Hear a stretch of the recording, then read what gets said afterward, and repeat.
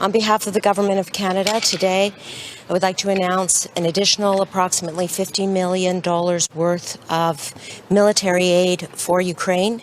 This will consist of approximately $15 million worth of aid for winter equipment purchases.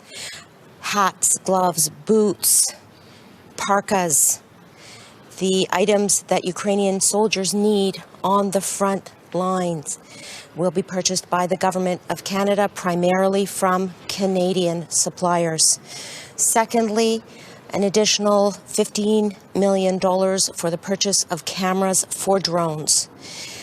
We have already supplied Ukraine with over 50 cameras for drones made by Canadian supplier, and we will continue to supply such cameras for drones. Thirdly, in the area of communications services and satellite services, we will supply Ukraine with another $2 million for satellite services. And in partnership with Telesat, this will enable Ukraine to continue to communicate effectively with European and North American partners. And then finally, we know that Ukraine has been needing and asking for additional artillery, in particular the 155 millimeter artillery, and Canada will supply additional 155 millimeter artillery for Ukraine in its fight against Russia's unjust and illegal invasion of its sovereign territory. Yesterday, I was in Poland to announce that approximately 40 Canadian Armed Forces engineers will be training Ukrainian soldiers in the area of mining, demining, and explosives together with their Polish counterparts. Can you give us a timetable about how long it will take to until those supplies will arrive in Ukraine? In the coming weeks.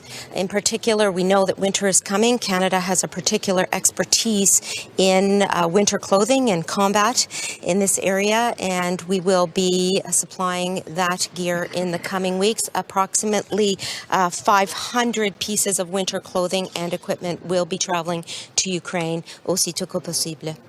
But these don't respond to the Canadian government's major asks, for example, when it comes to armoured vehicles. So is this really enough? Are you really responding to what they've asked for? Actually, I announced in June that Canada will be sending 39 brand new armoured vehicles to Ukraine made by GDLS, a Canadian supplier. The reason why we are sending those armoured vehicles to Ukraine is because Ukraine directly asked us for those armoured vehicles, knowing we have the capability to send them to Ukraine.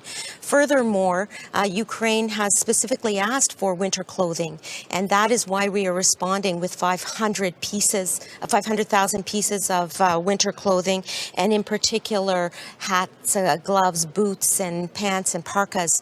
Those are the items that we know will be useful for Ukrainian soldiers on the front line. Thank you. What should be a NATO response on the nuclear threat? We will be discussing the nuclear threat tomorrow when the defense ministers meet, of course, but we have to remember that we need to continue to supply Ukraine with many types of equipment and military aid as it seeks to retain its sovereignty and its stability, and that's exactly what Canada has been there to do, with already committing approximately $600 million worth of aid.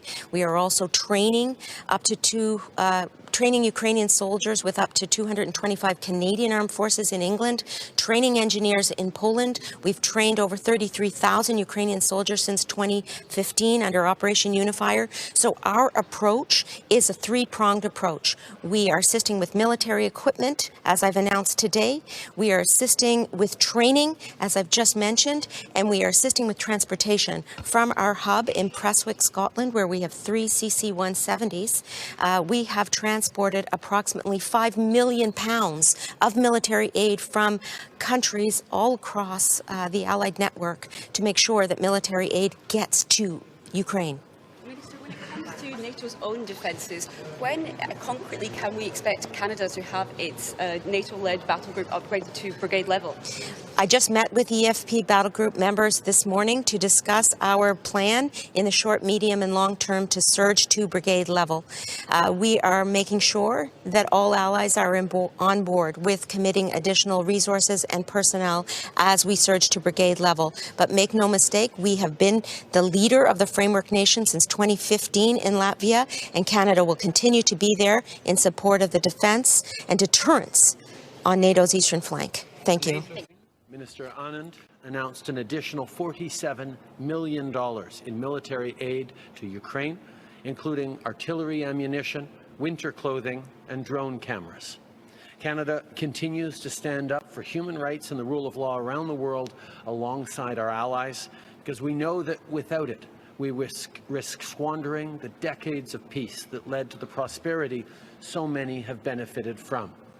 It was a key subject of conversation yesterday when I gathered virtually with the 6 other leaders of the G7 to talk about the worsening attacks by Russia and how, as a world, we can continue to push back, not just in defense of Ukraine, not just in defense of the democratic principles that underpin all of our countries, but also in support for the millions of citizens around the world who are being impacted by indirect ways by Vladimir Putin's illegal and unjustifiable actions.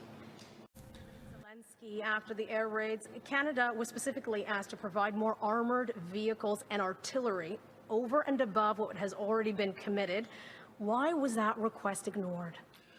I was happy to speak with President Zelensky 2 days ago, and I heard from him directly yesterday when he spoke to us at an extraordinary G7 leaders meeting. We've continued to be there for the Ukrainians as they defend not just their own territory, but the principles that underpin our democracies.